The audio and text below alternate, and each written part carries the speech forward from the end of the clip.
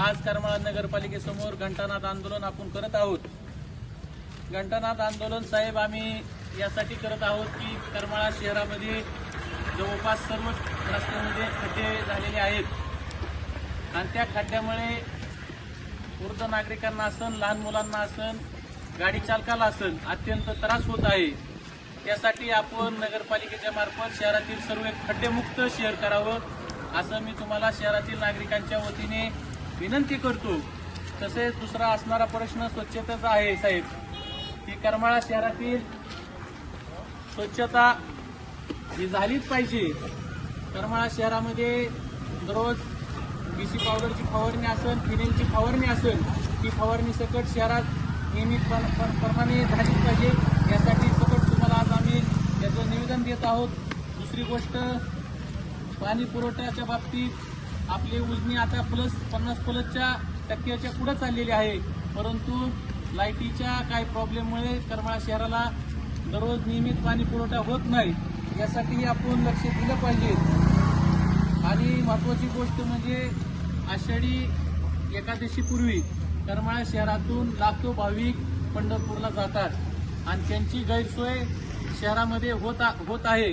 हे गैरसोय न होण्यासाठी आपण शहर स्वच्छ ठेवलं पाहिजे।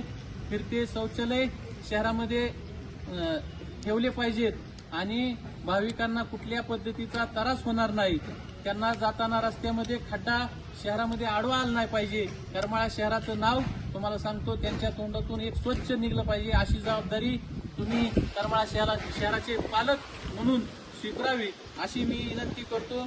आणि दुसरी गोष्ट म्हणजे करमाळा शहरामध्ये जे 50-60 वर्षापासून जे अतिक्रम घर आहेत त्यांचे भागात जाऊन त्यांचा सर्वे करून, त्यांची घरपट्टी पाणीपट्टी आहे परंतु त्यांचा सर्वे करून सिटी सर्वेमध्ये नोंद लावण्यात यावी आणि त्यांना भविष्यामध्ये घरकुल बेघर न राहिले पाहिजे, त्यांना घरकुल शासनाचं अनुदान मिळाले पाहिजे। यासाठी सकट आपण पाठपुरावा करावा एवढी विनंती करतो।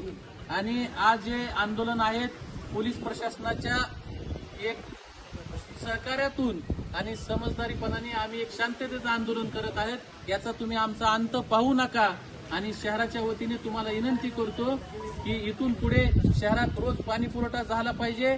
शहराला रोज स्वच्छतेचे पावडर आसन, गटरी आसन हे स्वच्छते केले पाहिजेत एवढीच विनंती करतो आणि माझे 2 शब्द थांबवितो आणि शहराच्या नागरिकाच्या वतीने साहेबांना आपण निवेदन देऊ। आणि दुसरी गोष्ट, आत्ताच इथे आल्यानंतर नगरपालिकेची जी पाणीपट्टी जी आहे ते